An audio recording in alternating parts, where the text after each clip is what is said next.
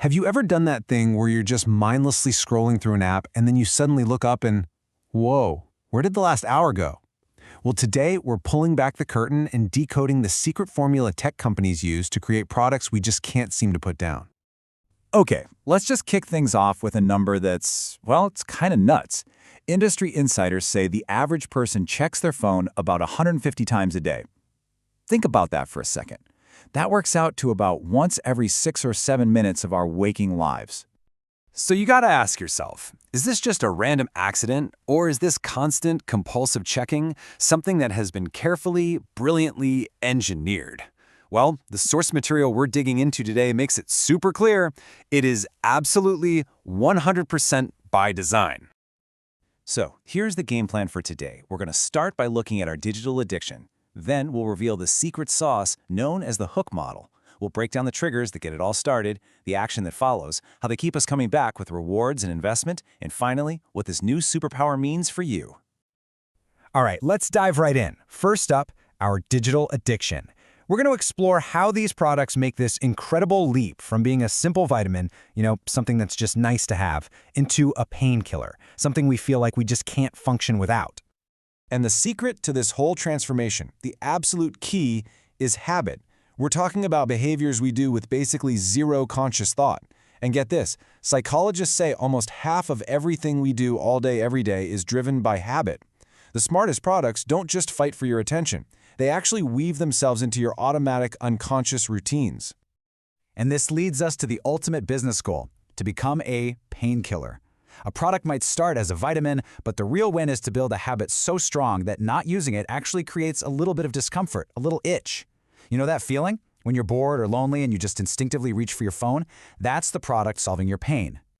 So the big question is, how do they do that? How does this vitamin to painkiller magic trick actually happen? Well, it's not magic at all. It's a very specific, repeatable, 4-step formula. It's called the hook model, and it is the blueprint for building habits.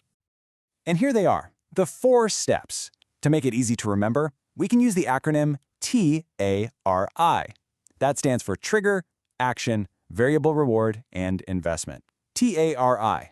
This simple loop is the engine of habit design. And seriously, once you understand this, you'll start seeing it everywhere. Now, to make this even easier to grasp, the source material uses a great analogy. Think of it like falling in love. The trigger, that's the initial spark, the attraction. The action, that's you making the first move.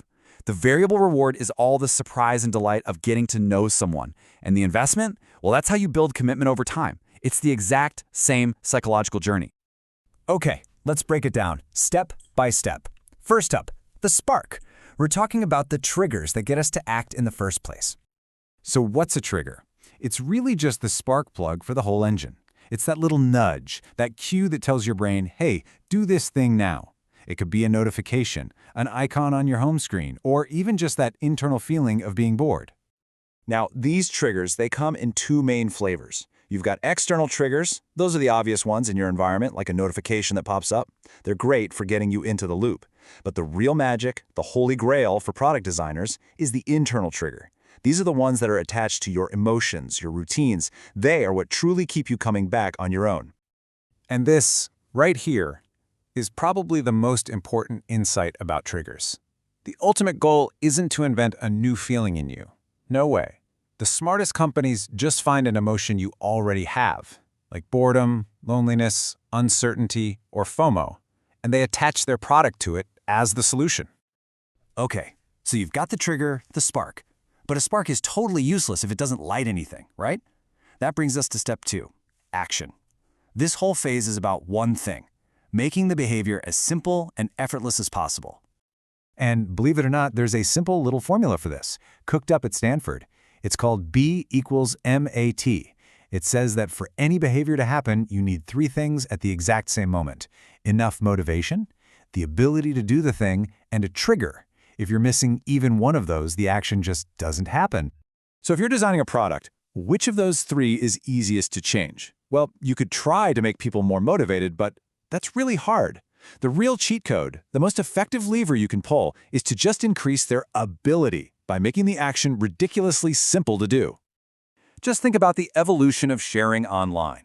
In the 90s, it was a whole production. You needed a server, software, it was complicated. Then blog platforms made it easier, just sign up and write.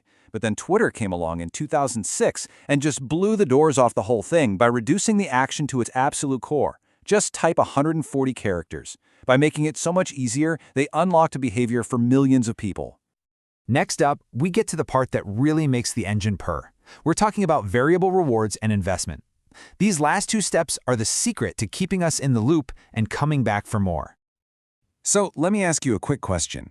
What do a slot machine in Vegas and your social media feed have in common? They're both insanely addictive, right? Well, it turns out it's for the exact same psychological reason. And that reason is something called a variable reward. This is the magic ingredient, folks. Our brains are literally hardwired to go nuts for unpredictability. When you pull to refresh your feed, you have no idea what you're going to get. It could be an amazing photo, a boring ad, a hilarious video. It's that maybe this time feeling that lights up our brain's pleasure centers and keeps us scrolling, hunting for that next little prize. And the final piece of the puzzle is investment. This is the really clever part, where they get you to do a tiny bit of work. Things like following another user, saving a post, building up your profile. Every little investment you make does two things. One, it makes the product more valuable to you personally, and two, it loads the next trigger, making you even more likely to come back and go through the loop all over again. So there you have it. Trigger, action, reward, investment. The TARI loop. Once you really understand this model, it's like getting a new superpower. It's like putting on a pair of X-ray glasses that let you see the hidden psychological architecture behind the apps and websites that shape so much of our daily lives. But there's a really powerful quote in the source material that sticks with you. It says, "If something can't be used for evil, it's not a superpower." This knowledge is incredibly potent, and it comes with a real ethical weight. This very same model can be used to build a fitness app that gets you to exercise, or a social media app that consumes your life. So we'll leave you with this final thought. The formula is out there. Companies are using it on you every single day to shape what you do. So the only question left is, now that you see the code, how are you going to use this knowledge? Thanks for joining us for this explainer.